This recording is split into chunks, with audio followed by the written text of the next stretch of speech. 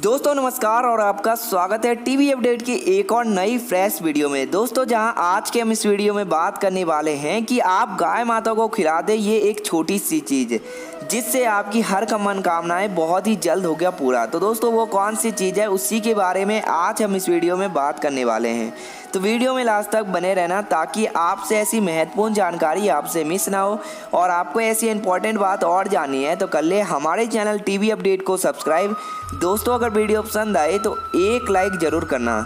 तो दोस्तों अगर आप गौ माता को कुछ ऐसी चीज़ खिलाते हैं जिससे खुशियों की झोली आपकी भर जाती है और आपके घर में किसी भी चीज़ की कमी नहीं रहती, क्योंकि गौ माता को हिंदू धर्म में विशेष स्थान प्राप्त है।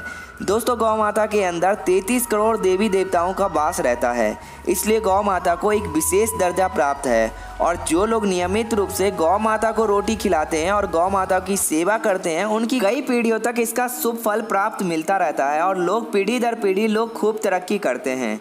दोस्तों हिंदू धर्म में गाय का बहुत ही आर्थिक महत्व है और गाय को माता का रूप भी कहा जाता है और कुछ जगहों पर गायों की पूजा भी की जाती है। और धार्मिक ग्रंथों के अनुसार गाय माता ही एक ऐसी पशु है जिसके अंदर 33 करोड़ देवी देवताओं का वास होता है।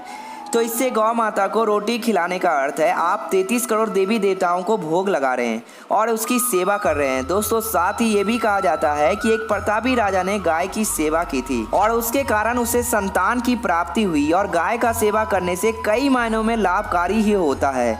दोस्तों जो लोग गाय को रोटी खिलाते हैं या गाय की सेवा करते हैं उनकी कई पीढ़ी तक उनका सकारात्मक प्रभाव बना रहता है।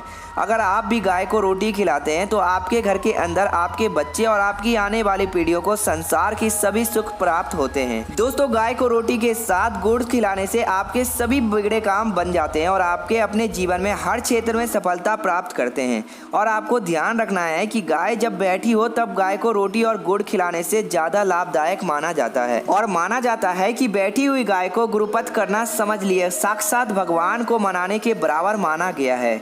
दोस्तों गाय को रोटी गुड़ मिलाकर खिलाने से आपके लौकिक अनलौकिक दोनों फलों की प्राप्ति होती है। दोस्तों मंगलवार के दिन किसी अनजान सड़क पर गाय को रोटी खिलाने से आपके घर में सुख समृद्धि आती है। और अगर आप उपवास रखकर गाय को रोटी खिलाते हैं तो आपका व्रत रखना सरसाव और भलदाई हो सकता है।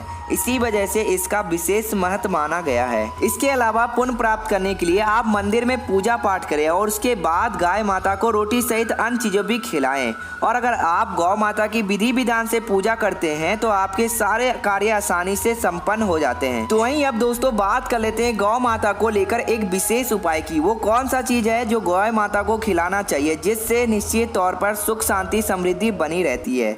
दोस्तों आप किसी भी दिन आपको लगता है कि आपके पास किसी प्रकार की समस्या है या फिर आप ज़्यादा मेहनत करते हैं लेकिन आपको धन में कोई वृद्धि नहीं रहती, तो आपको इस उपाय का ज़रूर प्रयोग करना चाहिए। दोस्तों आपको करना क्या है, इस उपाय के लिए आप केले ले लें।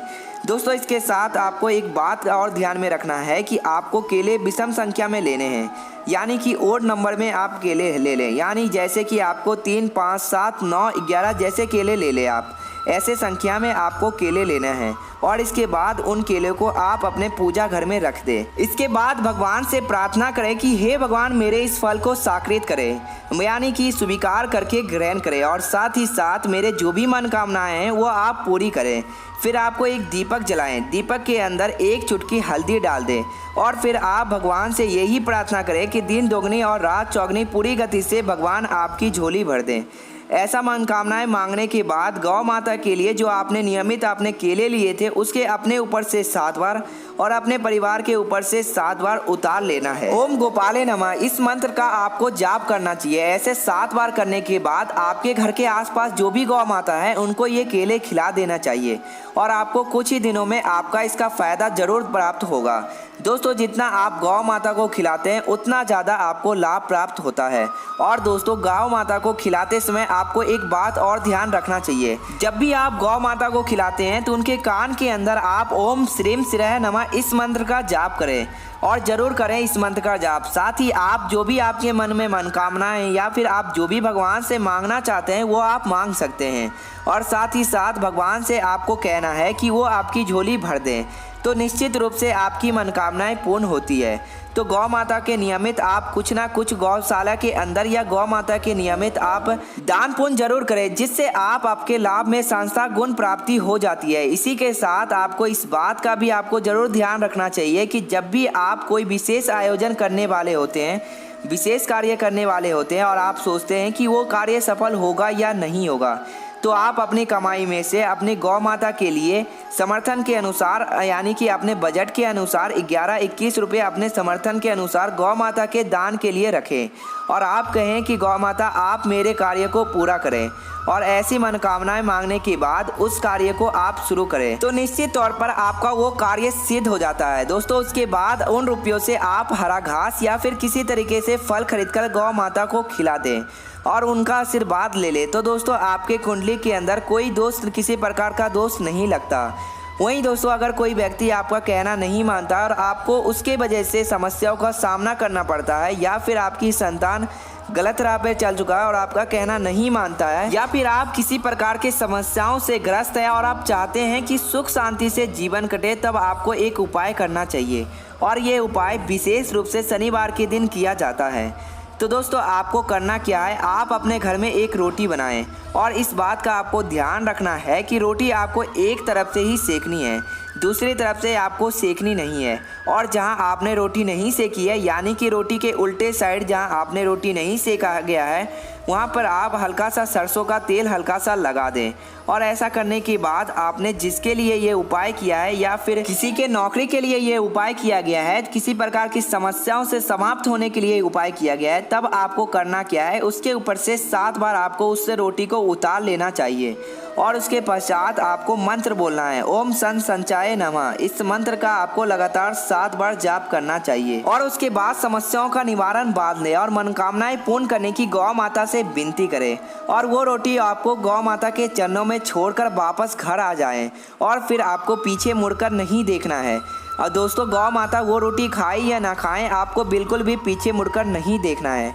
तो आपको इस बात का ध्यान रखना चाहिए। दोस्तों हिंदू धर्म में गौ माता को विशेष स्थान प्राप्त है। दोस्तों गौ माता के अंदर 33 करोड़ देवी देवताओं का वास रहता है, इसलिए गौ माता को एक विशेष दर्जा प्राप्त है। और जो लोग गौ माता को नियमित रूप से रोटी खिलाते हैं, उनकी सेवा करते हैं, उनकी कई पीढ़ियों तक इसका शुभ फल प्राप्त मिलता रहता है और लोग पीढ़ी दर पीढ़ी खूब तरक्की करते रहते हैं। दोस्तों हिंदू धर्म में गाय का बहुत ही आर्थिक महत्व है और गाय को माता का रूप भी कहा जाता है और कुछ जगह पर गाय की पूजा भी की जाती है। और धार्मिक ग्रंथों के अनुसार गाय माता ही एक ऐसी पशु है जिसके अंदर 33 करोड़ देवी देवताओं का वास रहता है।